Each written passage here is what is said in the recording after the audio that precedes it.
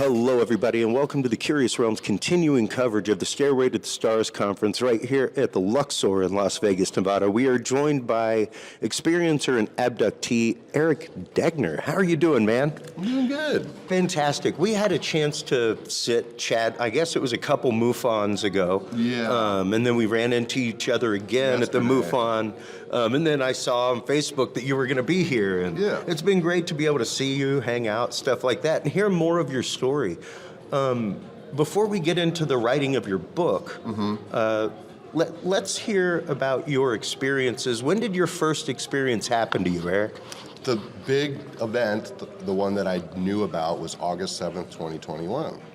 And I had gotten fired from an accounting job like 3 weeks before for doing workman's comp for my hand, and the boss didn't like that. So anyhow, I got fired, and I was doing a lot of dancing and at this club, and my friend was like, hey, I'm having a rave. And so I went to this rave. Always fun. Yeah, it's like 20 minutes west of Portland, out in the woods, and I arrived on a Friday, set up my tent, met this guy, met some other people, went to bed kind of early. Next day, met some new people. The guy I'd met the night before, he apparently got a little crazy and tried to run people over at night. So they took his car keys away and told him he had to go home, but somebody needed to give him a ride home, and I'm like, I'll do it. So I drove him home.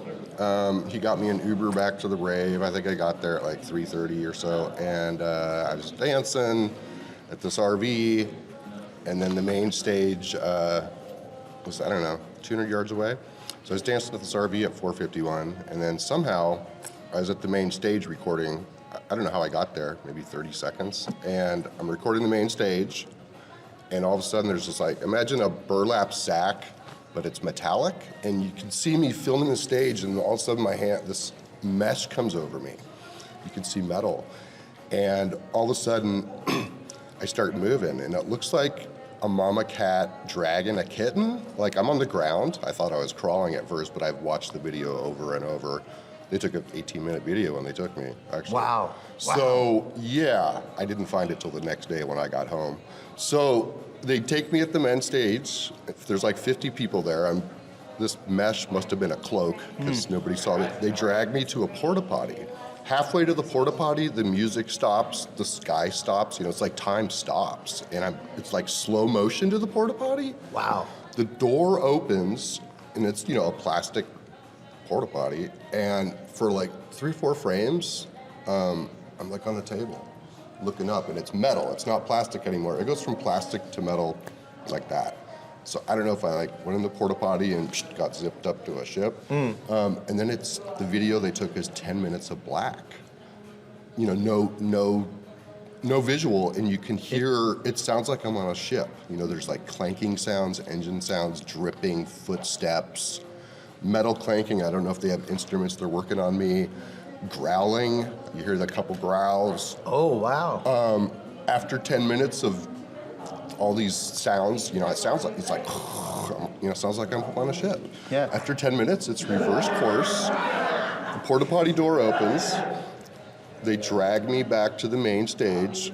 It's a little different. I'm like dragged on the ground halfway like before. Halfway to the stage, the sky gets all weird. You can see the trees, and I believe you can hear a UFO taking off. You can hear this like click, click, click, click, click. You know how there's kind of a clicking sound? Yeah. And as the UFO's taken off and I'm going back to the main stage, all of a sudden the music comes back on. It's like, whoosh, and I like fly through the air to the main stage, and they drop me off at the same spot that I was at 4:51. And wow. And it was nighttime now. And everybody was like, where were you for 4 hours? I was like, I don't know. Incredible. Yeah, so that happened. I didn't know, you know, it was a weird afternoon, night. Sure. And that was a Saturday. Sunday, I drove home back to Portland, and I'm looking at my pictures of the weekend, and I see this video. And this is a weird story. The video said 3 minutes and 7 seconds. And I played it, it's actually 18 minutes. Wow. And I copied the video to a PC, and it's 3 minutes and 7 seconds. I copied it to an Apple, and it's 18 minutes. It's like The PC one is like a trailer, almost it's like a shorter version. Interesting. Yeah, so for whatever reason, I did it on my iPhone. So yeah, 18-minute video. That happened August 7th, 2021, and then all this synchronicity happened. I filed a MUFON report that day. Yeah.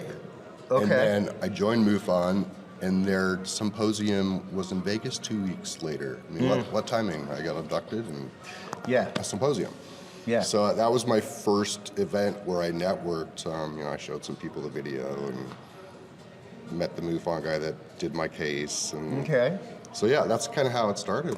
And how did this experience change you? At least the first experience, because we'll get into the second one, how that came about. But did you notice any difference in yourself or anything like that? I mean, I've always been really spiritual and kind of I'm a witch. I do magic. I've been doing it since, 96. So like I'm 50 now. So I've been doing magic. Not bad stuff, but for half my life. So. But I didn't really have a tradition at all. I'm kind of eclectic, and I just make stuff happen. But that event kind of showed me that I'm on a shamanic path. Like, that's how it changed me. It's like, instead of trying to make stuff happen, I just kind of roll with it now. And the synchronicities that have happened since then, and the people I've met, I've just become more of like a helper. Like, what can I do to help you out? Like, that's what shamans do. They just kind of feel around and, whoever needs help. Can't not help. Yeah, like my first day here, this guy was setting up a booth, the guy from Mount Shasta. Oh, yeah. He was out of sorts and it was a hot mess. And I was like, hey, well, you want me to help? I helped him set up his booth for an hour and connected with him. So that's it made me change into just being sensitive to people and empathic too. And, I can read people's minds sometimes, what they're thinking. And what was your first impression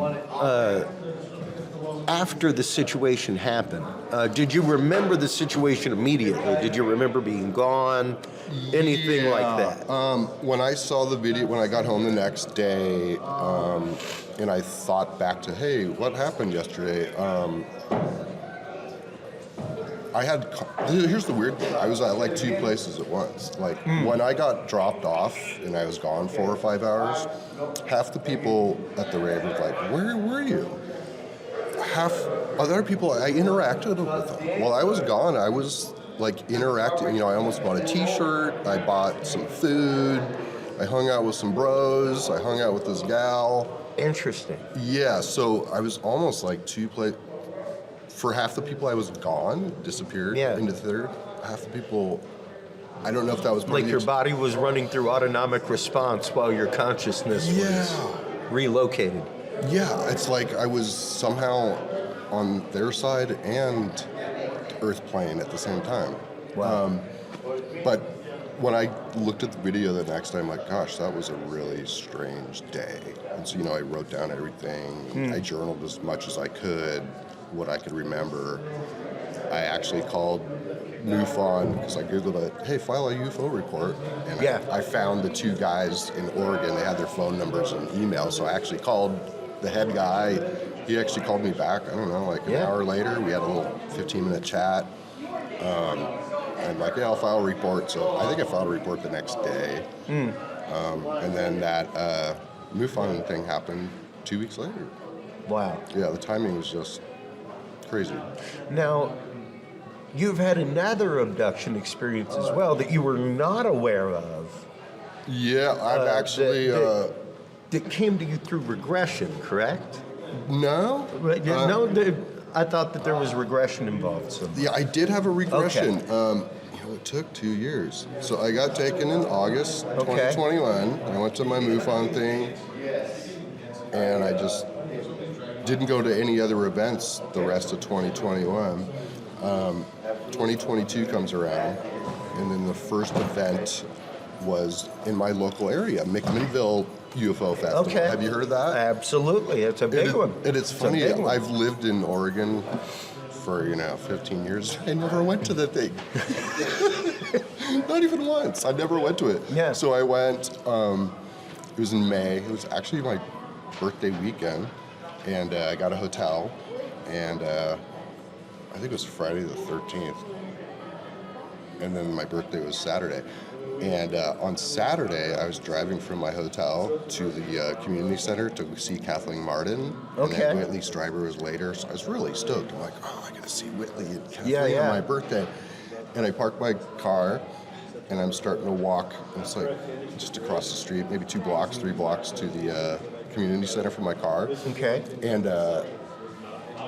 it's kind of, I felt kind of out of it. I had a weird couple days.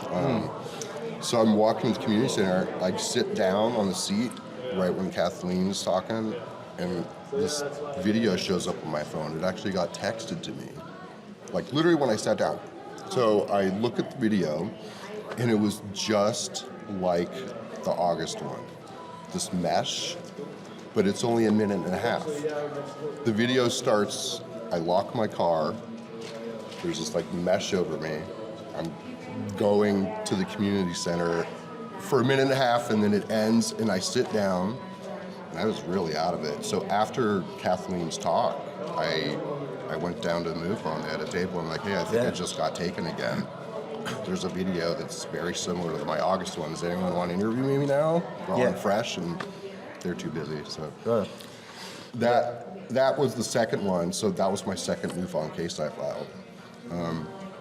I've only been regressed once, and that was Contacting the Desert this year in June, which was almost, like 20 months after it happened, and I got regressed by Yvonne, and I specifically picked that rave date. That was the only date we looked at. And what additional information were you able to glean from that regression session, Eric? What I gleaned was... it was kind of like validation. Like I had some visuals, but it was more feeling during my regression. I felt like a garbage bag being placed over me. I mentioned the mesh, right? I actually felt like I was being covered by some sort of bag or something, and then I felt something grabbing my neck. I told you the mama cat. I felt something grabbing my neck, and then I felt a floating up. Like when I got in the porta potty. So like when I got in the porta potty, I floated up into a ship or something. Okay. And then I was on an exam table, and a mantis doctor. So that's when I started having visuals in my regression. So you were taken by mantids, apparently. No. No. I think I was taken. Well, if you watch my video, I get dragged like a kitten, and you can hear a growl a couple times and footsteps. So it's a big creature that dragged me. So I think it's a reptile. I mean, what else? Okay. What else growls? Yeah. So the Greys, I think, and the reptilians are the minions. They do the dirty work. They come and kidnap you, and then they take you to the ship. And some Greys are helping out the mantis, who's the taller being, that's the doctor, and apparently the mantis is the one that's been with you your whole life. All right. And so when I got taken, it kind of brought up deja vu. Oh shit, this is maybe happening my whole life. Because I thought about childhood. One time I went to a planetarium when I was 5, and I had like this structure. The planetarium has the structure. Yeah. And I freaked out. So it was like maybe, as a 5-year-old, maybe they got me on an exam table when I was a kid, and it triggered it. Absolutely. There's all these events, earlier. I'm like, oh shit! In 2011, when my ear popped, maybe they got me then. But I didn't know till August 21. It was my quote unquote big event. They fucked up my nose. I have sinusitis. Wow. I got physical evidence.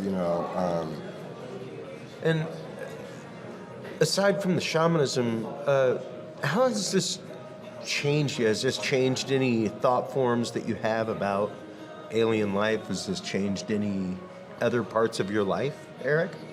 Yeah. It's funny because I think Nick yesterday was talking about, why are they here? And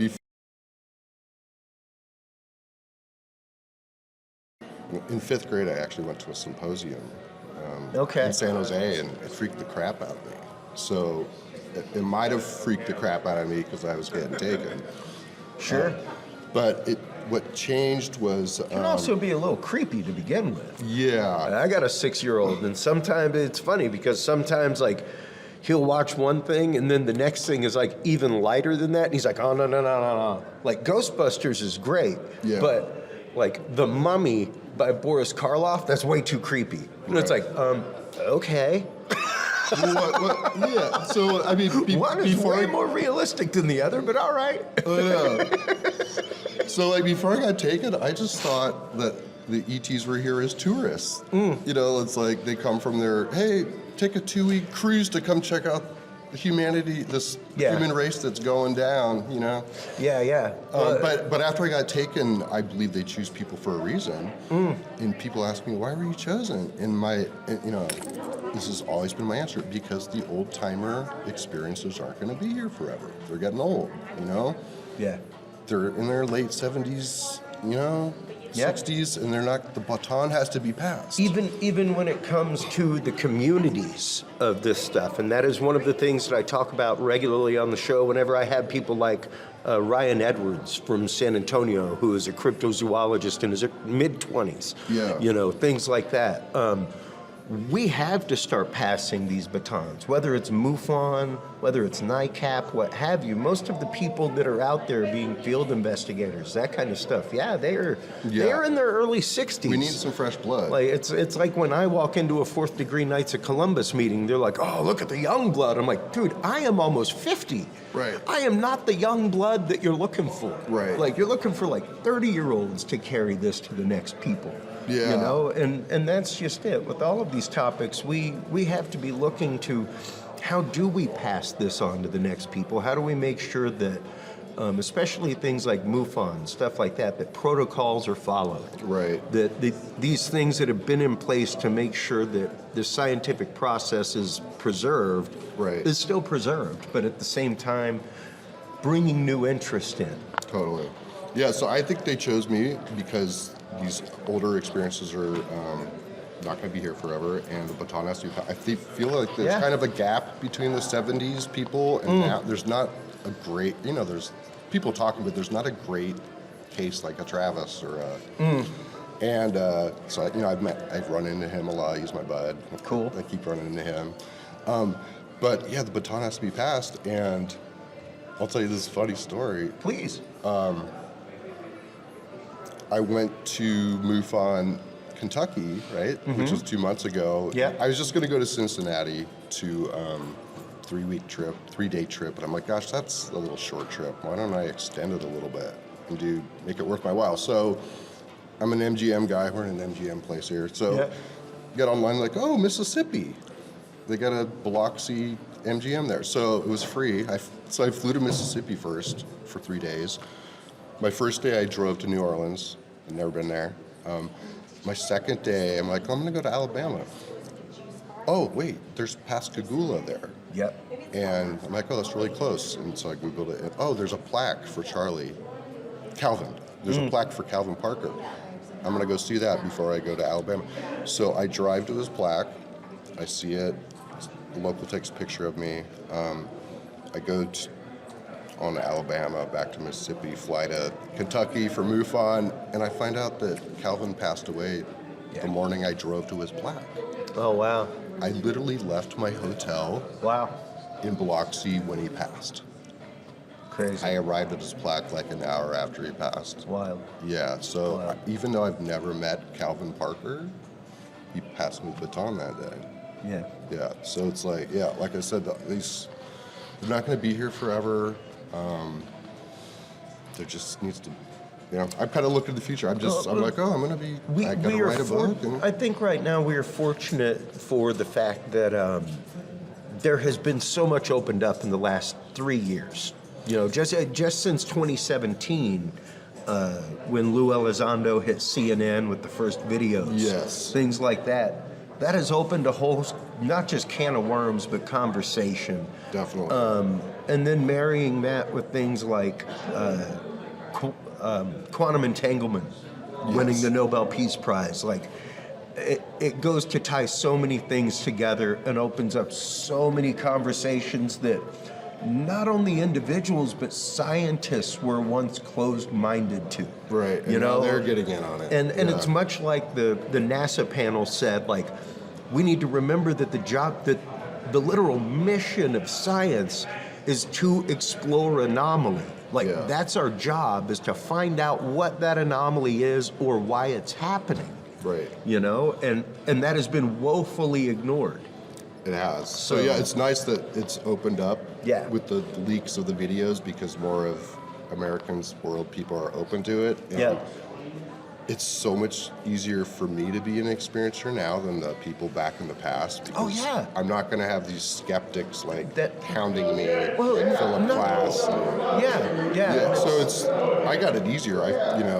The people back in the day, they went through the ringer. Oh, like and- Travis And not Travis is a case that I bring up regularly because he and Mike Heston and the other guys went through a different realm of things. Like Mike Heston lost federal forestry contracts. He was under investigation for murder Right. of his best friend. They went through the ringer. Like they went through a totally different set of circumstances than any other experiencer ever. Right. You know, there are many of the, like Betty and Barney Hill went through the ringer of investigation, all Totally. that kind of stuff. Even Calvin Parker. Yeah. You know, but For me, it kind of comes around full Yeah. circle. They chose me because I was an accountant before it happened. You know, so I'm legit. I'm not like some wacko. Like I was Yeah, an accountant, and 2 weeks later I got taken. Yeah. So I'm legit, right? You know, I have an MBA. They picked Travis because he's Mormon. He doesn't drink or smoke. He's a straight shooter. He freaking aced the test for becoming a nurse. You know, he used to study it. You know, they picked Betty and Barney because they were interracial. He was, a postal worker. She was a social worker. So they picked the people that are legit. yeah. So I mean, that's why they picked Travis, because he's a straight shooter. He's not a druggie, and yeah. Exactly. So yeah, they're smart and they pick people for a reason. Yeah, I'm a firm believer that I've had my own paranormal experiences. I have had one experience seeing a literal UFO. It was not a craft. It was an amorphous blob Oh wow. flying through the sky. Wild stuff. Yeah. But I doubt no experiencers experience until proven otherwise, Right. because of my experiences. Yeah. But also because of my experiences, even with my own experiences, the realm of evidence has to be higher for Yeah. me, you know? And it's amazing to sit down, talk with you about this. Once again, the last couple times that we've gotten to hang out, it was literally like just hanging out outside, having a cigarette or whatever, that's it. you know, Yeah, things like that, and happened to sidle up to the conversation and had a couple bits to add in. And, Yeah. all right, guys, see y'all later. But to hear this story in detail is remarkable, and I remember seeing part of your video previously. Yeah. So yeah, they chose me. You know. And Yeah, I just absolutely. been on this. I can't Everyone's tell ya- experience happens for their own reason. And Most I was definitely. not part of this whole scene before, and Yeah. I cannot tell you how fast I've connected with people. Like, I just Yeah. meet the people I met to meet. Awesome. Like Travis, and Kathleen, and Nick Pope. I just Yeah. Well, the and- ancient alien guys. and whatever, once I just again, keep running into the same people. The fact that, and it's something that we discuss with people like Michael J.S. Carter, you know, who is the concept that if you had an experience back in the 70s, how were you going to find a support group?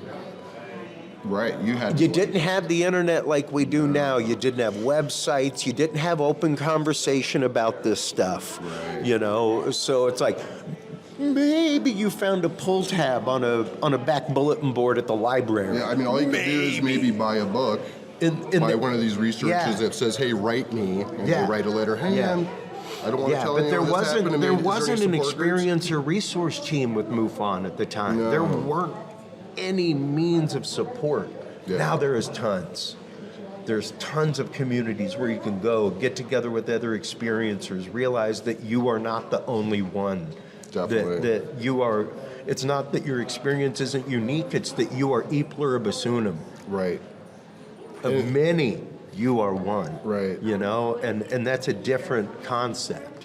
Once you get that, you know, you are one of many people that were chosen to have an experience. And I was searching for a group, you know, since it happened, and there's not really anything happening in Oregon. Yeah. And so luckily I linked up with Yvonne Smith. Yeah. She's great. I first met her in Roswell, just, you know, bought her book, met her for the first time. And then I saw her at Contact in the desert. Actually, I saw her, how did I hook up with her? So I met her a couple of years ago, and then this last year I was in Alien Con. I went Alien Con and I went to Roswell for Tom Reed's little UFO expo that he did this year. So I was at Alien Con, and MUFON SoCal had a table, and Earl Grey and this gal Sandy were there. So I started talking to him, and I'm like, I got taken 2 years ago. Haven't been regressed yet. I'm looking, you know, and you know, Sandy was like, oh, Yvonne, she's And I'm like, she's amazing. She's so amazing. Sandy, beautiful energy. Sandy emailed Yvonne at AlienCon, and then Yvonne emailed me, and now I'm part of her Suro group. Awesome. So they do an online out-of-state Zoom meeting once a month, and so that's great. I finally got I think I've done like 5 months worth. I've been with them. Great. And then I got regressed by Yvonne at Contact in the Desert. Incredible. Yeah. Incredible. And so I'm really, really thankful to be part of that Suro group, because I'm in Oregon and they're in SoCal, so they're really close. If I want, they actually do in-person groups once a month too. They do 2 meetings a month. Awesome. One in person somewhere like, you know, Santa Monica or something. Sure. And then the Zoom meeting online, which is great. Because, you know, there's like 8, 12 people that are all experiencers. Groovy. Yeah. That's awesome, man. And so if I need to get regressed again, Yeah. she's one of the best. And if I want, I can go fly down to Pasadena to see her, or one of And these at the events. same time, once a month you have a group of fellow experiencers that you can share with and decompress with, because it can be a lot. It can be a lot. Whether it is a paranormal experience, whether it's a cryptid experience, whether it's a UFO sighting, an abduction, there is that state of what they call ontologic shock, where quite literally all that you know to be breaks down your whole at that worldview moment. changes Like, everything. and it can be hard to come back from that. It can be hard to make sense of things after that sometimes. Yeah. You know? I want to thank you for the time sitting down, man. I cannot wait till the book comes out. You're about 140 pages in right now. Yeah, 141. Wow. I'm shooting for Awesome. 250. Okay. It's going to be called Abducted in Broad Daylight, because they got me at 4:51 p.m. in the middle of the day. Wow. Yeah. Incredible. Well, thank you so much for taking the time. I greatly appreciate it, Eric. Look right there at the camera. Let everybody know where they can go to like, follow, subscribe, where they can go to follow your blog. I don't have a website yet, but just go to Facebook, and my name is Erich, E-R-I-C-H, last name Degner, D-E-G-N-E-R, and friend me or leave me a message. And, you know, as soon as I do have my book come out, I'm going to sell it with the video. So I'm going to have my book with the DVD, so with the full 18-minute video. So Epic. And as soon as I have that out, I am going to have a website. So, awesome. But I don't want to make a website before I have a book, right? Yeah, absolutely. Well, thank you so much once again for the time. While you are online making friends with Erich Degner, make sure to stop on by Curious Realm. CuriousRealm.com is where you can find all the episodes. That is where you can like, follow, subscribe, share. That's where you can get all of the books from our guests, as well as follow their videos on YouTube. We link all of our guests' YouTube page right there on CuriousRealm.com/videos. So stay tuned through these commercial breaks, folks. We'll be right back with our continuing coverage of the final day of Stairway to the Stars right here at the fabulous Luxor in Las Vegas, Nevada, right after this.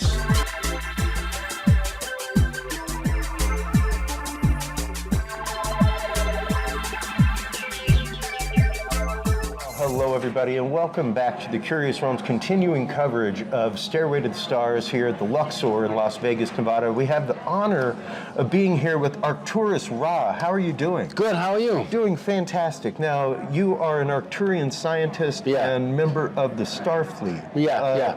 How did you first come here to Earth?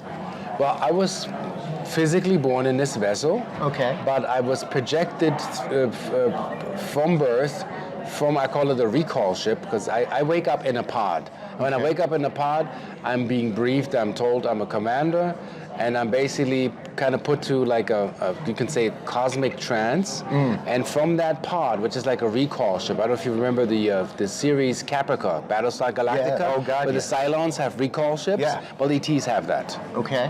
Where there are original bodies laying in suspended animation. And some people out there I've shared with, I call them the pod beings, we have the same experience where we wake up in the pod, we have a different body like Avatar. Okay. Our consciousness is not here, it's up there. And they tell us that we can't stay there for long because our mission is on Earth. So I was put back to sleep, back in the pod, and I'm projecting basically I have a parallel existence in the future that projects into the past through biological birth into this realm. Incredible. And I was told all of this in the state that I was in when my consciousness switched. Which science has proven. J.J. Hertog has written a book with a few scientists, I don't know all their names, called Mind Dynamics. Yep. They can prove without a shadow of a doubt in the lab that consciousness can project to other timelines and experience. Absolutely. And report that and bring that back to here. Yeah. I mean, one of the things that we've been talking about regularly, especially over the last year since quantum entanglement became Nobel Peace Prize winning and no longer just a theorem, is that it opens up a whole panoply of things, everything from remote viewing and the idea of you could remote view time, you could remote view into the future, you could remote view into the past, that all of these things are fully connected, no different than the 9th grade science of me sharing an electron shell with somebody in Peru right now. Yeah. We're 90% empty space to begin with. This is all corporeal illusion, and basically an agreed upon illusion between all of us. The quantum realm is where this is what the science is now finding out what the magic is in the quantum realm. So they say you got to check interesting things like in folklore that the sage can look into past, present, and the future. That's right. It's because he has an axis of consciousness. Even Dan Winters describes that you have, if you know how to shift your consciousness, you can traverse dimensions. Absolutely. And our wheel just got a little calcified. Not just the pineal gland, we just got a little rusty with not remembering the mechanics of neuroplasticity, how the brain can switch these conscious angles to traverse dimensions or perceive dimensions. Absolutely, and neuroplasticity, I think, is a beautiful way to put that, Arcturus, because it really is the fact that our brain, we only use 10-15% of our brain capacity to begin with. A prime example is dreaming. And the panoply of things that happen in that, and the way that we actively reprocess information that we just autonomically went throughout the day. We're literally living in a past timeline in our dream. And it's amazing how, can you imagine the billions of neuronic connections are made throughout your life, how the brain adapts with things that you learn. Now imagine once your brain has learned a metaphysical skill, you can't unlearn it. That's right. Once it is hardwired, you have the capacity to do that. And it's interesting because I say all the time, I used to do dream work. I used to be able to drop into a state of ecstatic prayer like pretty quick. Like you said, it's rusty right now. I haven't been to that mental, spiritual gym in a long time. So it takes me a lot of effort to do that now, as opposed to how it used to be muscle memory, because I was doing it all the time. It's like Bashar explained yesterday in this phenomenal channeling session Q&A, where if you have the memory of something that you have experienced, that you create basically that vibratory state. Absolutely. Interesting question I had that I wanted to ask him, but I didn't get to ask him is, and I'm still working on that, how does one create a memory of what one has not experienced? So somebody has never experienced UFO contact. How do they get into a resonant field to experiencing that? Esther Hicks talked about something I think that's somewhat of a solution, but not all of it. It's called vibrational matching. Okay. How do I match your excitement? Sure. How can and I can't use logic for that. I have to empathically figure out where's your excitement, how do you go into that excitement, and how do I emulate what you feel? Then I will see what you're seeing, and that's called vibrational matching. Absolutely. The same way that a Sufi mystic learns the dance that eventually gets his body into the ecstatic state that moves his mind into another dimension. Yeah. You know, that is once again a muscle memory. It's something that we can flex, we can make stronger, we can make these connections, even telepathy, remote viewing. One of my favorite guests that I have is Lynn Buchanan, and he says all the time, everybody is psychic prone. Everybody has the ability. You can train anybody to remote view, but you can't train everybody to be better at being a psychic. You know, some people have the aptitude and they will be able to run a whole lot faster than somebody else. But you could take a psychic and a regular person and teach them both to remote view with the same accuracy. And that's phenomenal to think about. That somebody who doesn't have the natural psychic aptitude can still participate in that remote viewing and being able to see past, present, future, bilocate across the earth and see something at a distance. Yeah, you know? I think that everybody is psychic and a psychic pro, but they're not aware of it. Yeah. So let's say somebody has, like example, my mother. You know, my mother doesn't believe in this stuff, but she is off it. So interestingly, she thinks it's intuition, not magical powers. All right. But when she hones in on, let's say, like she's like partially raising my nephews. So when one of them has the feet on the table and she's in the other room, she's like feet down. Yeah. And she thinks that's normal. Yeah, but her sensory perception is so tuned into as a caretaker that she's a pro in that, and she's super psychic. You know, you can come up the stairs and she will ask you what's wrong with the car, and you haven't even spoken.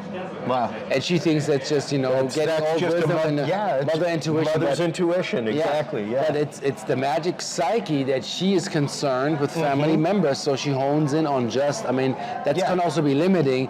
That is her concern. And her worries is the psychic superpower she's having.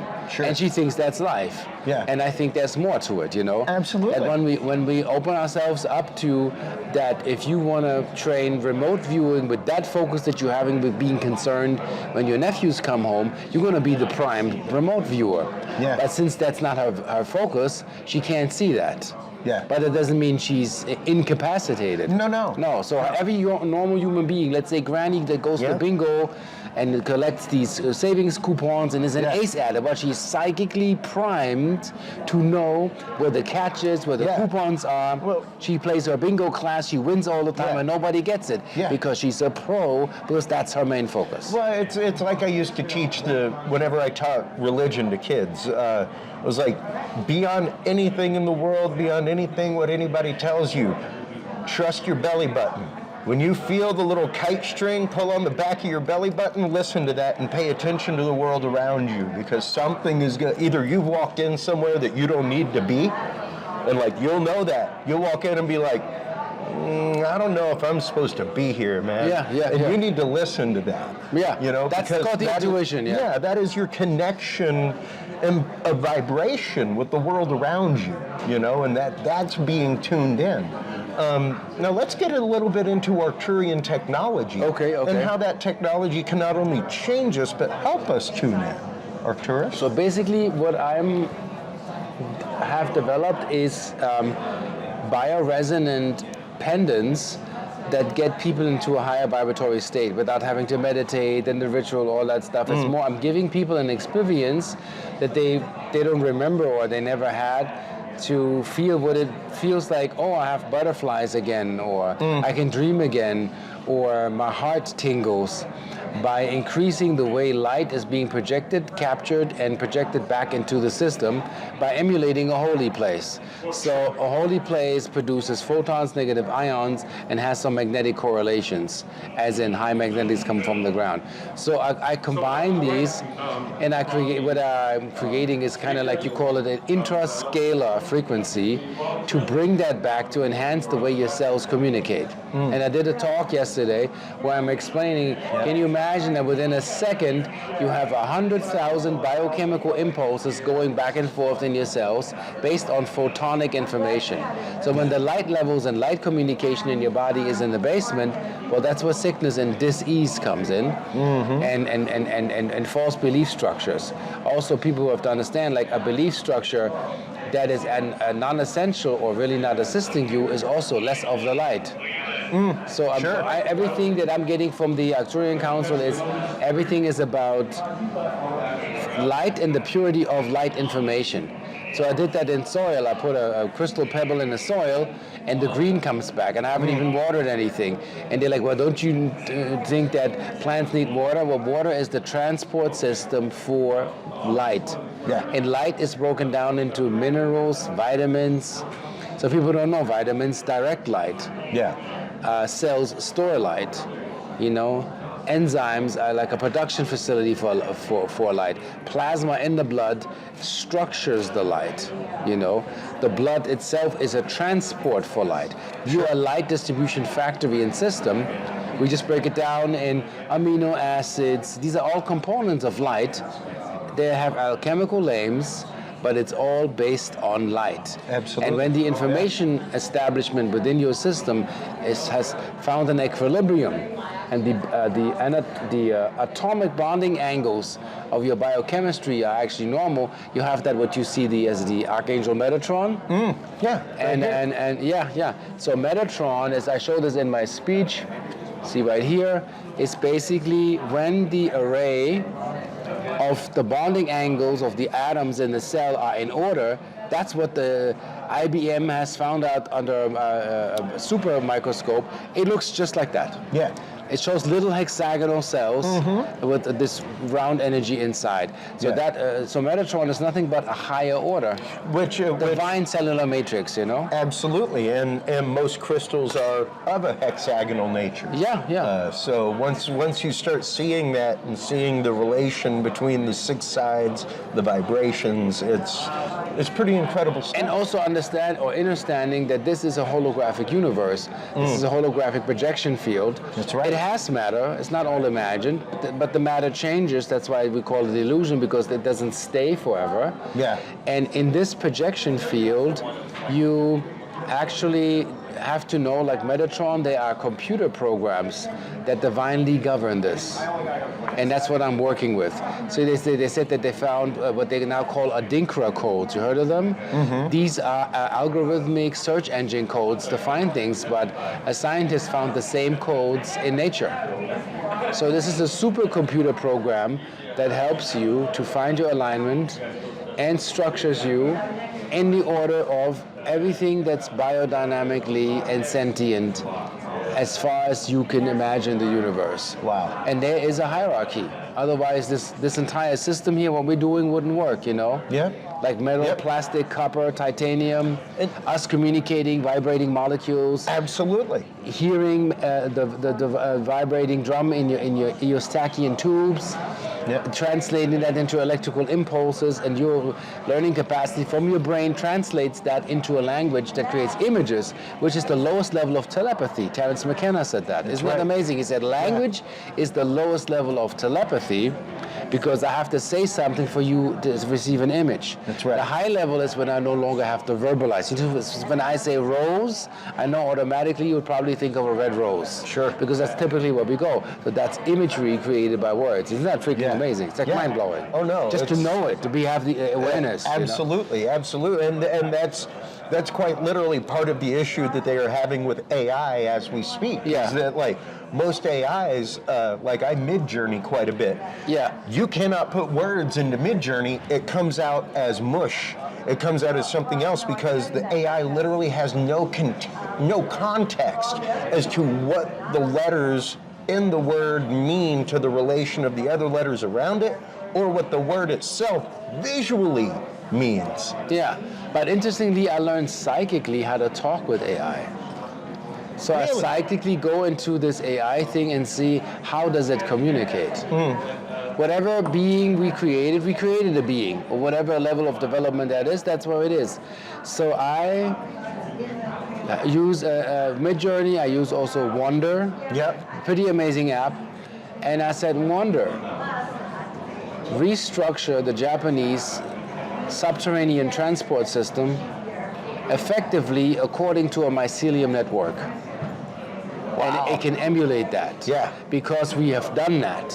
So it taps into a data. Well, and also- basically, we put a mushroom into an artificial network, and it regrew the network and made the connections more efficient. Well, and it's also AI can emulate that. it's also searching the internet for images of mycelium, and that's the thing. The image base is that connection. But I there. had to the create fact a- that it has to know the image before it can give you an And alternative. what people don't know, I mean, I urge you, like I put in Midjourney, show me Atlantis as it has never fallen. Yeah. Yep. Mind-blowing. You see I've got- spaceships, yeah. high-tech cultures. You can do that with Egypt. Yep. Take a picture of the Gizeh Plateau and then tell AI, show me Egypt as it has never fallen. Absolutely. You see Egyptian culture, high-tech cars flying, Oh, well, extraterrestrials. We'll have to swap some Midjourney photos. Lee. Yeah. So I get some incredible stuff. Or Same. You can do this with Göbekli Tepe. Take a picture and then say if this is a temple and it's roughly 100,000 years old, according to, you can go deep in prompting the astrology and the alignment of the stars at the time. Can you reconstruct this original concept of that building? Yeah. And it'll rebuild that temple. Yes. And then you'll be amazed how close you are to the truth, because the algorithm goes into the fragmented knowledge of our findings and combines it. Awesome. It doesn't have to be emotional or know it. We have to know it because the psyche is written in our story. That's right. That's So right. Incredible. it's really, really amazing if I can let AI create an extraterrestrial Buddha. And it shows me like an Esasani type gray being that sits there and meditate. And then you have to think about how does AI know that, you know? Yeah, absolutely. Well, I want to thank you for taking the time, sitting down, chatting with us. Yeah. Your wealth of knowledge is fantastic and amazing, Arcturus. Let everybody know where they can go to follow you, where they can go to purchase your items and all of your biotechnology. Yeah, so go to ra-key.com and Instagram Arcturus Ra and YouTube Arcturus Ra. All my lectures, webinars, teachings, everything is up. And that's where you can find me and get more information on the website about the science and my Etsy store. Everything is up and visible. Awesome. Fantastic. Well, thank you Well, so thank much you. for your time. Thank you. Greatly appreciate it. While you are online checking out all of the vast knowledge from Arcturus Ra, make sure to stop on by Curious Realm. CuriousRealm.com is where you can find all the episodes. That is where you can like, follow, subscribe. That's where you can find all of the books and videos from our guests. Stay tuned through these commercial messages, folks. When we come back, we will have our continuing coverage of the final day of Stairway to the Stars here at the Luxor in Las Vegas, Nevada, right after this.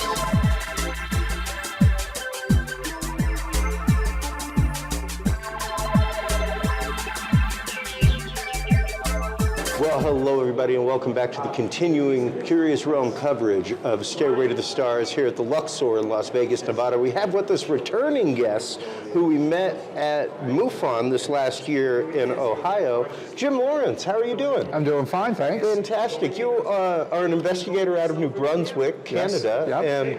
and let's get into a few of the cases that you've had recently and stuff. Okay, so case-wise in New Brunswick, what's happening in New Brunswick is that we in New Brunswick we have the Stanton Friedman Museum. Yeah. And Stanton Friedman actually passed away 4 years ago. So the standard everyday city museum decided to take a couple rooms for after Stanton's death, and it turned out to be so popular that it's actually exceeded everything they've ever done. Awesome. So, and then what else is happening in New Brunswick is that New Brunswick, according to Chris Grotrowski, he's the gatekeeper of our UFO files. Oh, okay. And he says that he has 30,000 files on UFOs in Canada. Wow. And he tracks the UFO. That's our UFO center in Canada. And he says that New Brunswick has more cases than any other province in Canada, which is kind of amazing considering it's one of the smallest provinces in Canada. Yeah. Only 650,000 people live there. And so it might be because there's less light pollution, maybe because people are more outdoors more, or it could be, we joke around, maybe there's nothing else to do in New Brunswick except look for UFOs. Yeah, absolutely. right. You know, well, I mean, proximity to the ocean, Yes. things like that as well. That's right. I spent 5-6 years of my life right up there in Portland, Maine, and cool, yeah. The whole Acadia coast right up there is Yes. littered with sightings Exactly, regularly. yes. And now, let's get into a couple of the recent cases. Well, okay, for New Brunswick, I got about 3 or 4 cases that really come to mind. Okay. One of my favorite cases, as I started investigating UFOs in New Brunswick, is that first off, most people think that abduction started basically in 1961, the Betty and Barney Hill case. But I actually uncovered one that was in 1936 by a lady by the name of Hazel Davis. In 1936, she reported that when she was 80 years old, that she reported this, that she was abducted by little gray aliens when she was just a little girl. And she was only like 9 years old then. And then when she was 17 years old in 1943, she was taken on board the craft. Wow. And so that certainly predates probably common ufology in abductions. And of course, those dates predate things like MUFON, NICAP, all that kind of stuff. Yes. Where was her report actually made? Where was it made? Yeah. Well, actually, it Was started it like the local police department? No, actually, it was. There was a lady. She's passed away now. I picked it up in my research. I picked it up of a local book that was basically out of print. And so this lady was an author, and she did like oddity book, like UFOs, spirituality, angels, a dog that was gone for a year and come back, and so on. Special printings, and she met this lady when she was 80 years old, and she was very engaging and very smart, and that's where she picked up the whole story. Wow. And wow. It's, yeah. And those 2 experiences, did she give any detail of those or anything like that? Tremendous, but it's I don't. So moving on to another case, in New Brunswick, we actually have a military base called Gagetown in the middle of New Brunswick, and to kind of set the stages, as far as we know, there has been no nuclear on that base. Or now it could be, that if there was, we probably wouldn't know about it, but we don't think there really was. There'd be no need to. So a guy by the name of David Marceau in 1992 was actually an American military person stationed up in Gagetown for a year. And he was, at the middle of the night, he was guarding the munition dump in contact with another soldier, and a UFO floated in over about 300 feet over the ground, and he said it was 1 acre long. Wow. Just hovering there.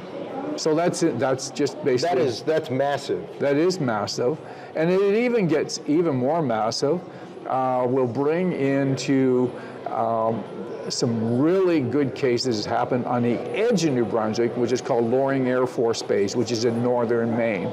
Yep. Now, for those who don't know, that's literally a 40-minute drive from Canada, or maybe like 4 minutes the way a UFO flies. So basically, this Loring Air Force Base was closed in 1994, but the UFO sightings go clear back. The first one I found was in 1964. Now, to start with, keep in mind, Loring Air Force Base was the most important Air Force base in the United States during the Cold War because it's last stop to Russia. That's right. And also, we know for a fact that they stored nuclear warheads there, and they had a fair amount of nuclear there.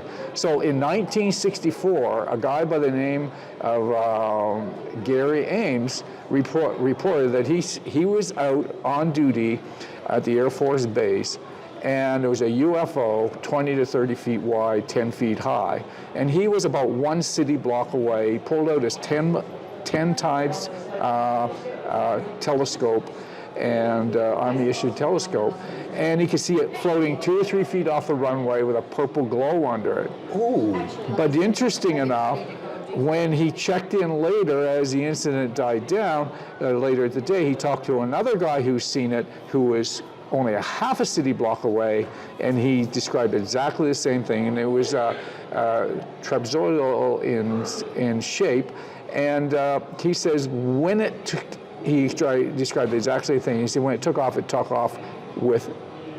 the speed of just a blur. So that wasn't the end of the story.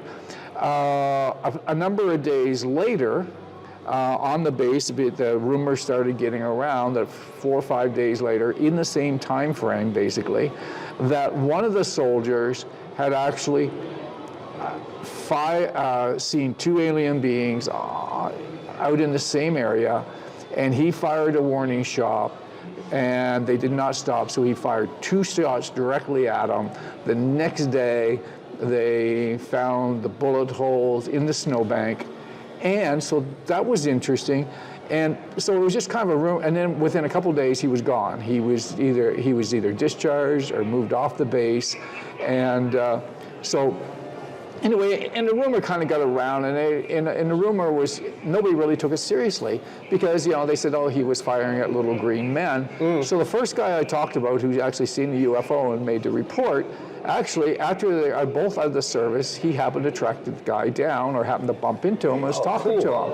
And he goes, and the guy told him, the guy that shot at the aliens, he says, look, I'll tell you 2 things. This case was real, and he says they weren't green, they were gray. Wow. So I thought it was kind of good. And then on that same Loring Air Force Base, a little bit later, we're moving back from 1964 to 1969, a guy by the name of Joe Waltuck was actually an Air Force pilot. And so the way he reported it, and you can find this on YouTube, basically, the Loring Air Force Base is at the northern end of Maine, just before Canada. Yep. So he was flying a bomber up from Portland, Maine, the southern end of, from where you live, the southern end of Maine. But meanwhile, about the time he left Portland, a huge triangle came in from the Canadian side and hovered over the base. Now, this is long before triangles started getting to be reported. And about the time he got to Bangor, that's an hour away by car, the UFO slowly goes up. And when he got and landed with his co-pilot, he looked up and he could see the triangle quite a ways in the air. So basically, and then after he went in to get the report, to get debriefed, the triangle comes back down.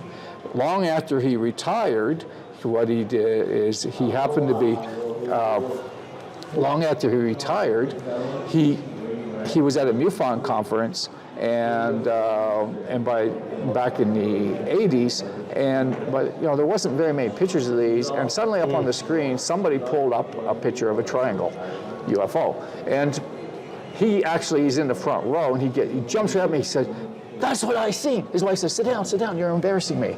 Right? So he was just kind of taken by. So it, and then even later, in 1975, there was, on the same Air Force base, there was a UFO that came in around and checked out the their weapons area for 44 minutes. And then it buzzed around, it had multiple witnesses, and then moved off the base and headed towards Grand Falls, New Brunswick, into Canada, and then went off the radar base. But what was interesting about this was it got written up in the Bangor Daily News as normal news, and the whole sightings, and then published in some of the smaller local papers. Now, in my investigations, I'm pretty sure that that would have never made the Los Angeles Times and so on. As studying ufology, we know why. But it's but you just remember, like from the United States perspective, this Bangor Daily News is a pretty good main paper, but in the 52 states, it's a nothing paper. Oh, absolutely, right. absolutely. Well, and that's one of the things that I bring up regularly on the show is the fact of we, especially reporting-wise, sharing-wise, things like that, though these things are vastly different than they used to be. I mean, I turn 50 next year. I remember locking my bike up at the library, and if they didn't have the book, I had to order it. I didn't have the internet. I didn't have these things. Exactly. I didn't wake up knowing what happened in Poughkeepsie. Exactly.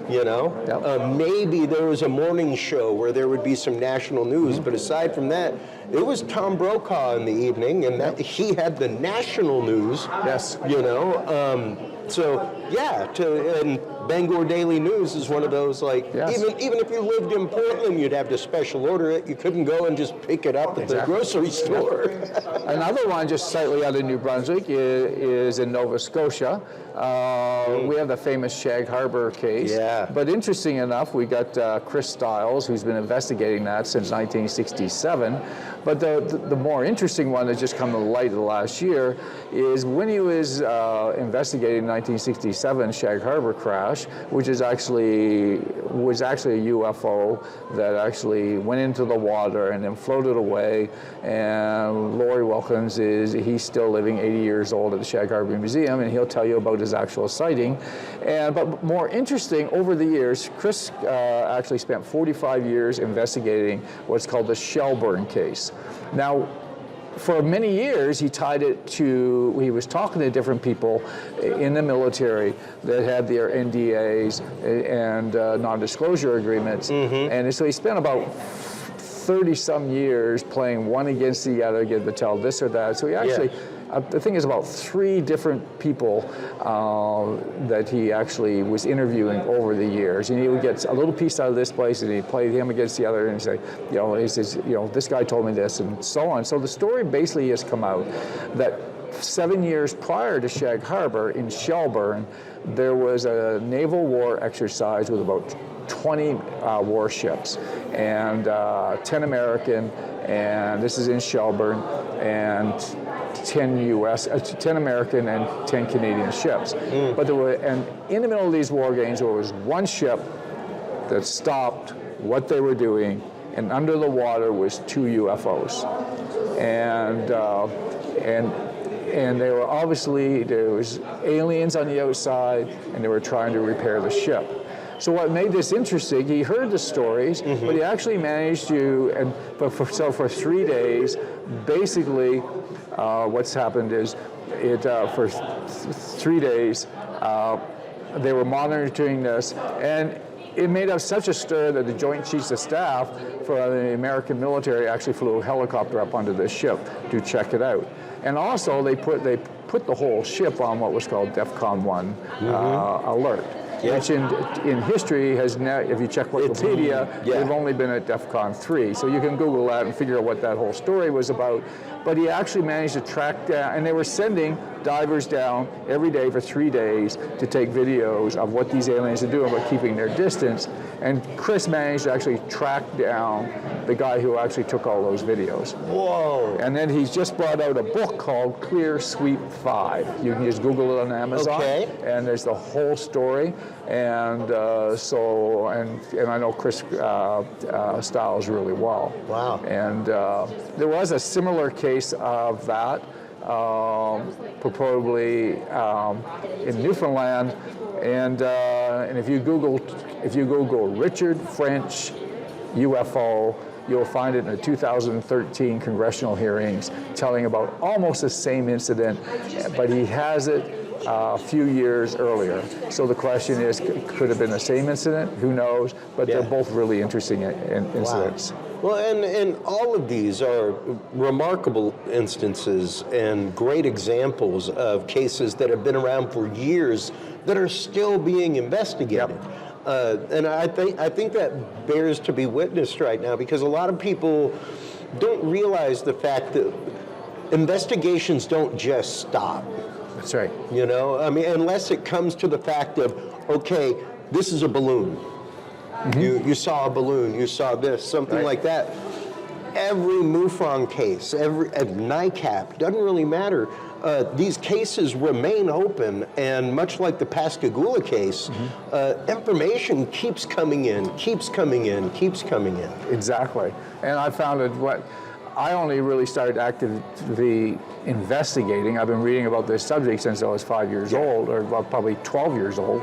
And what I found when I started about 2 years ago, that most of the cases I'm investigating are over 20 years old, and they're inside of families. In fact, one that I investigated, I actually knew the family, and this guy's still living in 1967, and they had a major UFO sighting. But the interesting part about it was I knew his kids. I went to school with his kids, and I never heard the story until it leaked out indirectly by his daughter, but it was actually a story that was around the family supper table, but they never brought it to time. But never shared with other people. Exactly. You know, and it's interesting how so frequently stories are not shared outside of families, but also how these stories and shared experiences within families can actively cause consternation in the families. Even the fact of one of the, not family-wise, but friend-wise, Terry Lovelace is an example I give all the time. But when he had his abduction experience, he was out camping with a guy in Devil's Den State Park that he was an EMT rider with in the military. Like, not only, that's like being a police officer and rolling with somebody when you're an EMT. Like, you see crazy things. You have a bond with that person that's in a different way. And their experience drove them apart to the fact that they were not able to speak about this experience with each other. That's right. Yep. You know, so to know that this family was talking about it within their family, was there any, I guess, angst within the family for not letting the story out? Well, I don't think so. I mean, stigma is a powerful thing. It is. And I know how it all works, because from the time I was 12 years old to 2 years ago, I never told a single soul that I was interested in this subject. I come to the conclusion the stigma is really, so after 2 years, and I come up with some clever lines how to break to break into a conversation, and but the stigma is really 90% at you. It kind of breaks down to this is what I find. I'll tell them, we'll wait till the time's relaxed. I mentioned I'm a UFO investigator, and then suddenly about 25-30% just basically say, "Wow, that's cool," or "I know somebody. Yeah, my brother-in-law is really into that," and then about 50% is really, "Yeah, that's cool. What's on for football tonight?" They just don't care. And then I find the pushback is only about 1 to 2%. Okay. And you might I'll mention it, and they'll go, "Well, you're not going to get me to buy in that conspiracy stuff, so you better find another thing to talk about." So that's what. And so with that, but what I have found is consistently in the last 2 years, I mentioned it to 10 people, one's going to tell me a case. The first time they're going to search it out, and they'll go. And a lot of times the line will come up. Suddenly they bring it up and I go, "Do you believe in UFOs?" So I just joke around and I said, "Well, I don't believe in UFOs. Belief constitutes faith. I know there's UFOs." They go, "Oh," then they'll start telling me their story. That's right. And that is a great way to put it, because yes, belief constitutes faith, and that's different than knowing fact. And 2017 and Lou Elizondo going on the news at Christmas time, shortly before Christmas, it was December 17th, with his videos, really changed the conversation worldwide. It sure has. It has opened it up, and it's actually filtering down to the younger crowd is now more interested. I'm seeing a lot more younger people. This last year at MUFON, like half the crowd was in their 30s and below. And then what I'm finding too is then TikTok's taking over. For a long time, I couldn't find much credible on TikTok, but now I'm finding that the UFO Facebook legitimate sites are taking the snips out of TikTok and then putting them onto their normal mainstream. And so they're picking up more that way. And so Yes. So, as a ufologist in my area now, I've been investigating UFOs in New Brunswick, and I'm studying now to be to certify with MUFON. So I'm a little ways off from that yet. Yeah. I've just been too busy with all the other stuff. But I keep in close contact with the neighboring provinces, particularly PEI, Nova Scotia, and actually Maine. And and then I actually go around those areas doing a slideshow presentation on the subject. And my goal really on doing the presentation is bring in what would just say interesting cases, but just basically the slideshow is set up to just the kind of let those people wondering that this phenomenon is real. Yeah. And so anybody here at this event will certainly, if they're here attending, they probably got a pretty good idea that probably is real. And then my contribution to the UFO world is I actually do what's called computer graphics and do up like a artistic rendering of what they actually seen. All right. And then beyond that, I'm the chief admin on what's called UFO New Brunswick, is where I usually put my articles. And I'll start with New Brunswick cases and then move into Canada, and then usually some historical cases or what's kind of happening throughout the UFO world. What advice would you give somebody who has witnessed or is out gathering evidence? Well, if they're watching this, they can certainly contact myself, and which you probably have the contact info on this video presentation, and I'd be happy to take the report, or just Google MUFON, which is the world's largest UFO organization, really respected. And the other advice I get was, because I see it on social media, I reported it back 9 years ago and nobody got a hold of me. Well, you got to make things happen. I mean, keep in mind that people at MUFON are working for free, but they're very passionate. And if you can lock in with somebody and try again. Absolutely.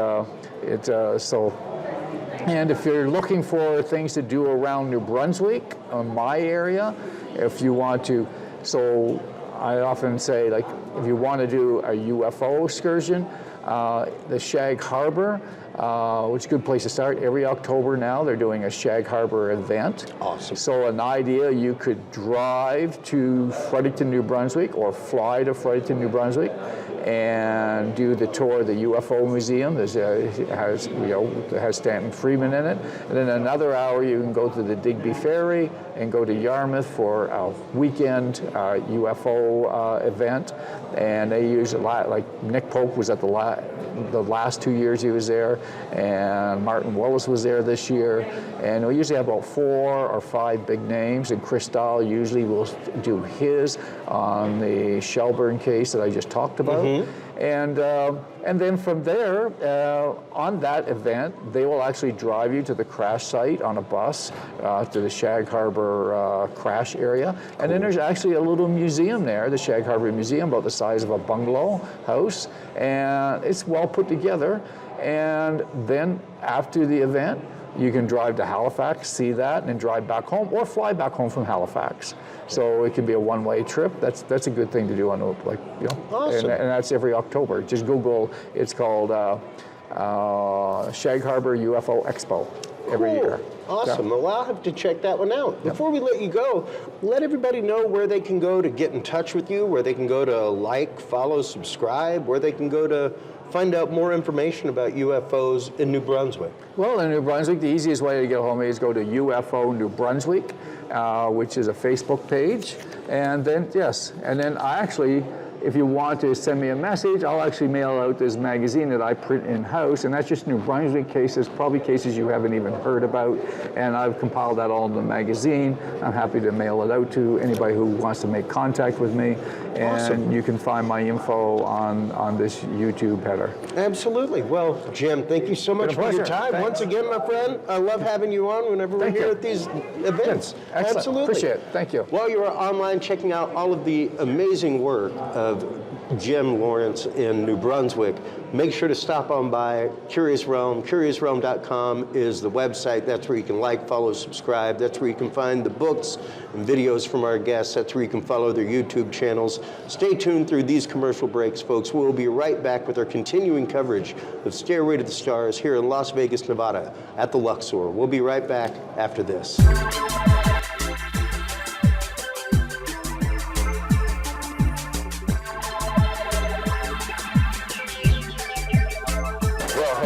And welcome back to the Curious Realm's continuing coverage of Stairway to the Stars here at the Luxor in Las Vegas, Nevada. We have the great pleasure of sitting down with the amazing ambassador for disclosure, Steve Bassett from the Paradigm Research Group. How are you doing? A little tired. I can imagine. It's been a busy conference. A big conference, a lot of walking, but again, I like the intensity. People are getting more and more excited about what they think is coming. Absolutely, and you know, even right now, you're coming on the heels of just starting up the Hollywood Disclosure Alliance, which is hugely exciting. Has a great potential. We launched it on the 1st. We're getting some few more things in order. It'll be a nonprofit soon, hopefully within a week or two, and it is. It's I guess it's an entity whose time had come, and I just happened to be sitting with my public relations PR guy in Hollywood, Dan Harari. We were having lunch, and he had this idea, and I said, yeah, I tried that once, but he had the means to maybe really make it happen. So we created the Hollywood Disclosure Alliance, and essentially it is a nonprofit networking entity in its purest form, meaning it exists primarily to do one thing: to network the people in the film industry, the professionals of every type, right? Actually, not just the film industry, the entertainment industry, which would include music and everything else, and the people in the UAP, ET, disclosure activists, researchers, journalists, all of that world, which has been operating, as we know, as a citizen project in a way, without the government's imprimatur, under a lot of ridicule and what have you for years. And it hasn't been easy. Meanwhile, the entertainment industry has thrived on this subject, making billions of dollars from their fictional films. Billions of cortisol dollars. Yes, indeed. So now it's time for them to get into the real issue, and they are. The film industry is figuring out what's happening, and they've got projects going and so forth. So this is designed to accelerate the ability for the film industry to access all of the citizen science researchers that have been doing this work for years, and vice versa. For the film industry, they don't know necessarily who to go to. Sure. The UFO ET people and what have you, they just assume rightly that most of the people in the industry don't want to even talk to them. So now we have a founding member group of film and entertainment industry people, high end, and they're going to continue to get higher. And then we have a founding group of researchers, activists, journalists in this field. And they're listed, and they can see each other, and if they want to contact each other, they can get in touch with the board, and appropriately we will provide email and what have you. And they can reach out and do deals. And there's other ways we're networking people together. Already had several things happen. And so everybody that's involved can make money by doing deals, contracts, streaming, documentaries. The HCA makes no money. It will not be in part of any deals. It doesn't have a subscription. It is nothing but a networking entity. We hope to be supported by donations, and we will be seeking those very soon. And if we get sufficient donations, we'll be able to expand our activities, but always along the genre of getting people together. And the ultimate reason for this is that if disclosure of the ET presence comes, capital V, confirmation, then essentially somebody has got to educate the entire planet on this subject and its history. A lot of that will be online, a lot of that will be just standard online stuff, but documentaries, films, streaming series, scripted films about some of the events in history, all of that is going to come out of the entertainment industry. That's right. That's what we're really servicing because we think that's coming. Well, precisely, because prime example is my mother-in-law was once the head of the Boston Teachers Union, and because of that became an advisor for the TV show Boston Public whenever it started. And they wanted to know, like, how did the school system actually deal with these things when they happen? And very much the same way, you know, there are technology advisors for movies, all kinds of stuff. Who is the ET advisor? Yeah, well, except that your mother-in-law, I mean, your mother-in-law, you said? Yes. Yeah, she wasn't tainted with the ridicule of her job. Exactly, right? exactly. And so with More logic logic, they're bringing please. together. That has not happened at the high level. Now, I'm not saying that some of it wasn't happening. We just need to accelerate it. Well, there have definitely been things like Hangar 21, which was based off of MUFON files, that kind of stuff. Well, of course. yeah. But at the same token, you don't have like a Richard Dolan sitting in as an advisory person on a movie right now. I don't. You know? I can't say for sure. I mean, it's possible. I'm simply saying that we know that in general, the truth embargo created by the government has kept in some respects, the journalistic world really from these people, the ones that know, the ones that have been trying to learn and understand. It's kept the film industry people apart. Also funding, certainly. Yeah. That truth embargo is now collapsing. Right. Good. So we don't want to sit around and wait. As that truth embargo is collapsed, these people can get together. Let's make it easy. Yeah. So are we going to be the IMDb of this field? No, we're not. But of course, IMDb is an incredible networking thing, and from one of the greatest databases of all time. But if you want to connect somebody, you gotta join IMDb Pro, and then you're probably getting in touch with their agents, which is fine. We're going to put people directly together in that if you're in the HDA and you feel you want to be in touch with somebody and you say, look, I want to reach that person, can I have their contact? We will give the contact information to that individual. That is so beautiful. So they can get directly in contact. If necessary, has to go through an agent, fine, go through an agent. But overall, we're going to accelerate the ability of these people to collaborate, because if disclosure comes as soon as I think it will, all hell's going to break loose. Oh, absolutely. And the prime example of collaboration is exactly, even just looking at the government collaboration in the last 2 years since Arrow was founded. Right. And the mass amount of things that have happened just in the time that we've talked since you were last on my show. Basically, the truth embargo is over. Oh, yeah. It's not fully over until the president confirms. I think they understand that. Yeah. I think the term disclosure is well, I think, understood in the government now. It's not just small d disclosure. Yeah. It is capital E's confirmation. And it was notable that in the current bill pending to be signed in late December, the National Defense Authorization Act, the 60-some line, is there a page? No, it's 60 pages rather of the act that involves the UAP issue. Oh, wow. That amendment, that act is called the UAP Disclosure Act. That's what they called it under the law. It's called the UAP Disclosure Act. So I think that's a little message.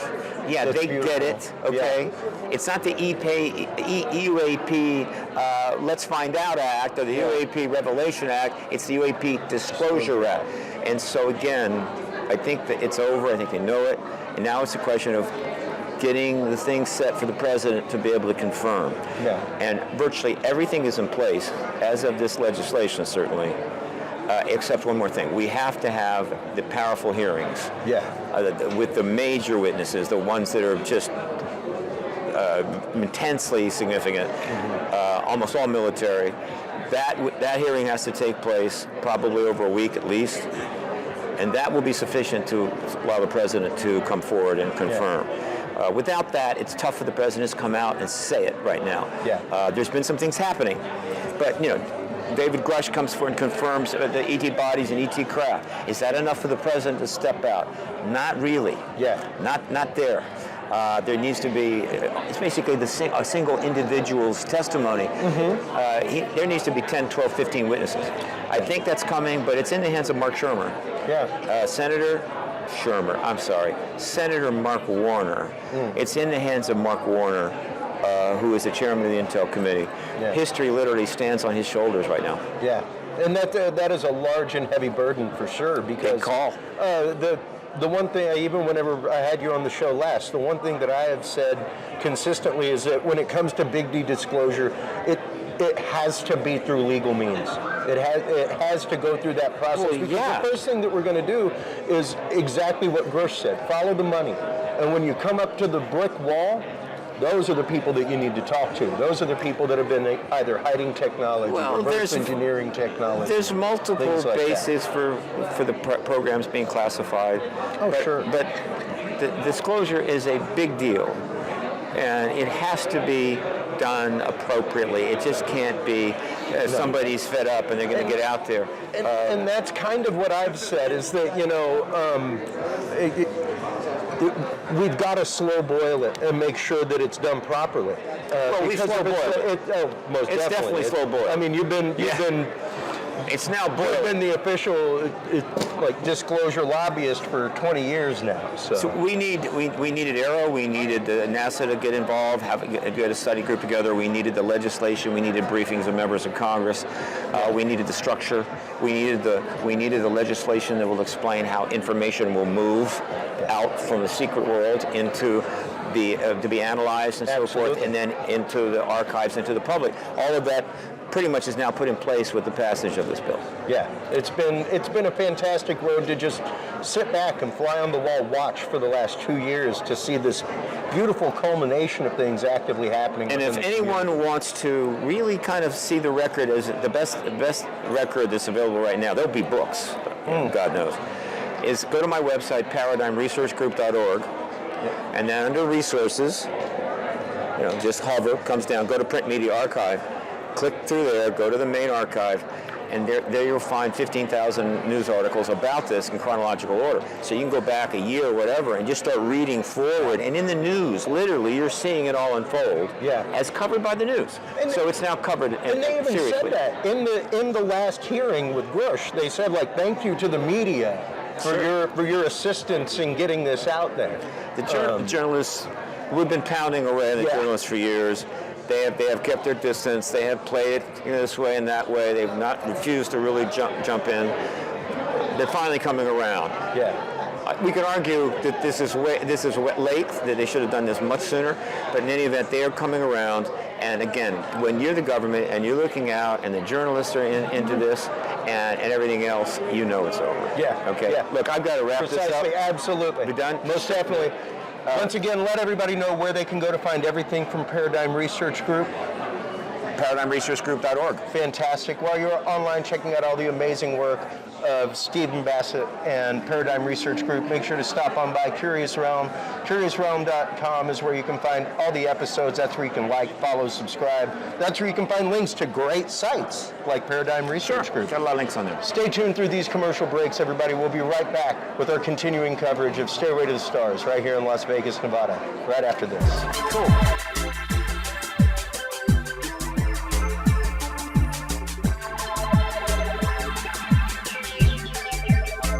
Well, hello everybody, and welcome to the Curious Realm's continuing coverage of Stairway to the Stars here at the Luxor in Las Vegas, Nevada. We have the great pleasure of being joined by remote viewer and anomalous encounter researcher, Tracy Garbutt Dolan. Welcome to the show. Thank you. It's a pleasure. Absolutely. How did you first come to the world of remote viewing? Well, I bumped into it, to be honest. I did it in, I'm trained in controlled remote viewing, but when I first bumped into it, it was at a school I was going to. I don't know if you've ever heard of this, but its name is Ramtha. That's the name of the school. Yeah. And they were basically practicing disciplines of the mind. And I've always been interested in anything I can do to explore the mind. Okay. And one of the disciplines we did, just as a trial, was basic sending and receiving, and I was okay. And then we did something called a future remote view, and basically what happens, so this is not in the controlled protocol method, this is a loose method, but so on let's say we arrive on a Saturday, and we do the remote view that day. but the person who's going to pick the target isn't even chosen until the next Saturday. Okay. So we're going to remote view what this person is going to pick a week later, a week in the future. So I thought, okay, I'm game. Sure. I didn't really think that would happen, but I got a hit on that. And so ever since then, I've been extremely intrigued by how can we do this? What is this? It's hard when it happens that you don't fully integrate what's happening. You're just like, okay, where do I go from here? You know? And so after that, I ended up signing up for a course in Canada with Paul Elder, who's connected to the Monroe Institute. Yeah. And I just pursued it deeply as an exploration of my own mind. It was on behalf of all of us. You know, I'm fascinated by what's different about all of our minds, and I think that we don't really actively explore it that much. And remote viewing was this amazing way to dig in and kick around and see what we got in here. You know, and what we can do. So absolutely, especially. I'm a big fan of protocol remote viewing, you know, controlled remote viewing. It's amazing. But when it comes to intuitive remote viewing, things like that, like what you're talking about, where you kind of step away from the protocol. So I think it's important to do both. So my official training is CRV, controlled remote viewing. That was just a sampling that I had that got me interested in it. Sure. But I also really appreciate the protocols. I think it's really important. I think that understanding why we want to not have front loading, you know, why we want to be blind to the target, learning about the process of questioning our own mind as part of the protocols is really important. I think there's a lot to be gleaned there. Were you ever involved in the world of mediumship or anything like that? Were you an intuitive before you took these classes? I usually don't talk about it very much, but I think just about any of us who got into controlled remote viewing or intuitive remote viewing got there because something has happened that has given us a hint that there's more to our minds, and there's an extra sensory perception that we're not exploring totally. So, absolutely. Yes, I do come from that side of the fence. And that's okay.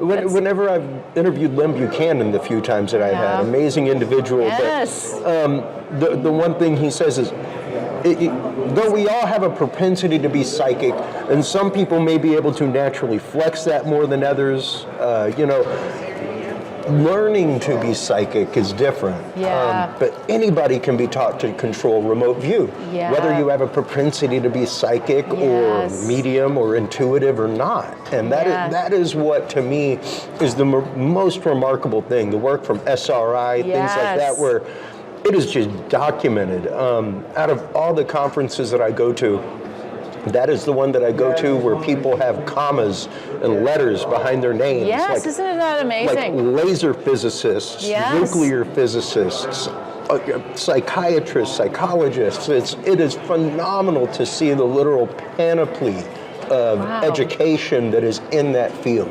It is awesome. And it's also great validation for the intuitive remote viewing, mediumship, psychics for so long that we're so marginalized, and it really does validate them. Oh, absolutely. And I know my audience is probably tired of hearing it in the last 3 days of coverage. I've smooth said it 10 times.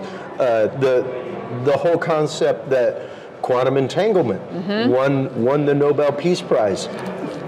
I take it directly back to remote viewing. Every time, like that is the paper that was written that started remote viewing, was scientists inadvertently affecting their experiments when they were just thinking about them. And this goes, despite all statistic, which on paper, in the lab, remote viewing is proven again, proven again. All this does is further scientifically confirm the fact that yes, we are connected beyond a huge number of means. It's remarkable the ways that we are vibrationally connected together and connected to the world around us if you're willing to be open to that. Yeah, absolutely. I couldn't agree with you more. What would you recommend for somebody looking to get into remote viewing for the first time? Well, that's an interesting question. I've just been asked that several times since my lecture, and I don't have a good answer because I don't teach it. There's lots of amazing people out there, and but I always recommend IRVA myself. that was going to be the next thing out of my mouth, and what I did with every single person that came up, I wrote IRVA on a card for them. Yeah. It's sort of the central hub of resource and a trusted source as well. So yeah, that's where I usually send them to, because these days, I mean, I did it in a classroom. And there's a great benefit to that, as you probably know. But these days, a lot of people want to do it online. Yeah. And I understand. So I don't have good resources for people who want to do it online, but I'm sure IRVA does. Yes. I'm sure they do. Yes, IRVA does. I know Lynn Buchanan has online classes. Oh, I didn't know his were online. Oh, absolutely. Oh, good. He's online. I want to say Is Lori Angela Williams Thompson, maybe? Angela Thompson-Smith She's online. has online classes. Is Lori Williams online? I believe maybe? so. Oh, okay, good. So I just haven't been keeping up. There are a few online resources for that kind of stuff. So I want to thank you so much for your time during this very busy Stairway to the Stars. Your table over there has been chock full. So thank you for your patience. Absolutely. No worries at all. Thank you. Whenever you're at these events, it is about being able to get your message and what you're doing out to the people. So that is always primary and paramount, as always. So, well, and thank you for your enthusiasm Oh, for absolutely. the topic. Obviously, you have great enthusiasm I am for getting it. ready to start Lynn Buchanan's classes Oh, you myself. are? Oh, wonderful. So, let Lynn everybody is know. amazing. Oh, he is. He is an amazing, just human being and person to begin with. Let everybody know where they can go to follow you online, where they can go to contact you. Well, I actually don't have a really big online presence, but I can be found at richarddolanmembers.com. So even though it's a membership website, we do have a lot of free content, and at least it would be a jumping point to find me. Okay. I'm going to be publishing an article there this week on abductions and close encounters, and I'm sure there'll be some remote viewing coming out in the future. I would love to have you back on to talk about the remote viewing ET paranormal connection, because there's a lot there. There is a lot there. A lot of the professional, highest level remote viewers have had encounters through their remote viewing. Absolutely. So Absolutely. Well, wonderful. Thank you so much, Tracy, once again. While you are online checking out all of the amazing work of Tracy Garbutt Dolan, make sure to stop on by Curious Realm, CuriousRealm.com. It's where you can find all the episodes. That's where you can like, follow, subscribe, where you can buy the books and videos of our guests. Stay tuned through these commercial breaks, everybody. We will be right back with our continuing coverage of Stairway to the Stars here in fabulous Las Vegas, Nevada at the Luxor, right after this.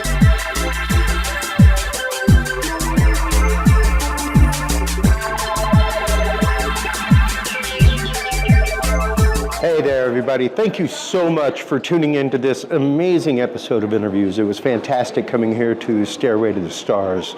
We got to talk with tons of researchers, tons of authors, and even the topics of Bigfoot being shared here, remote viewing, prophecies being fulfilled. It has been a panoply of topics and researchers here for presentations. Make sure to keep your eyes out for this conference next year, everybody. While you are online checking out everything that is Stairway to the Stars and Disclosurefest.org, make sure to stop on by CuriousRealm.com. That is where you can find all the episodes. That's where you can find all of our guest books. That's where you can go to the videos page, follow things. That's where you can go to the Knowledge Vault and find all kinds of declassified government documents and programs. Take care of yourselves, take care of each other, and remember, stay curious, everybody. We'll see you in the next episode. Bye-bye. Thank you for tuning into this episode of The Curious Realm. Stay tuned for more guests, forbidden topics, and hidden truths. Download the official Curious Realm app and view the Knowledge Vault on our website, CuriousRealm.com. Follow us on social media by searching Curious Realm. Curious Realm is available on your favorite podcast services, as well as YouTube, Roku, Amazon Fire, and Apple TV through the APR TV app, available on all app markets. Curious Realm is a proud member of the HC Universal Network family of podcasts. For more great content or to become a sponsor of Curious Realm or other podcasts, visit hcuniversalnetwork.com today. Thanks for listening. Stay curious, and remember, the other side is always watching.